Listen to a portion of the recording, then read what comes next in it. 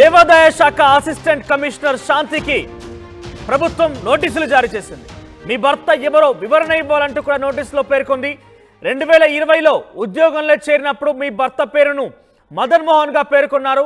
కానీ ఇటీవల కాలంలో ప్రెస్ మీట్లో మీ భర్త పేరును సుభాష్ గా ప్రస్తావించారు. ఇంతకీ మీ భర్త ఎవరు అనే ప్రశ్నను నోటీసులో పేర్కొంది. ఇక సర్వీస్ రిజిస్టర్లో భర్తగా మదన్ మోహన్ పేరుంది. 2023 ప్రసూతి సెల్లుల కోసం అప్లై టైంలో కూడా మదన్ మోహన్ పేరే చెప్పారు శాంతి. కానీ 17న సుభాష్ను పెళ్లి చేసుకున్నట్లు విలేకరుల సమావేశంలో చెప్పారు శాంతి. ఇక విడాకులు తీసుకోకుండానే రెండో పెళ్లి చేసుకోవడం ఉద్యోగ ప్రవర్తన నియమావళికి విరుద్ధంగా ఉందంటూ కూడా సర్కార్ ఇందులో పేర్కొంది. 15 రోజుల్లో సమాధానం చెప్పాలని శాంతికి నోటీసులు జారీ చేసింది ప్రభుత్వం. దేవాదాయ శాఖ ప్రతిష్టకు కలిగిన భంగంపై వివరణ ఇవ్వాలంటూ కమిషనర్ సత్యనారాయణ శాంతికి నోటీసులు జారీ చేశారు.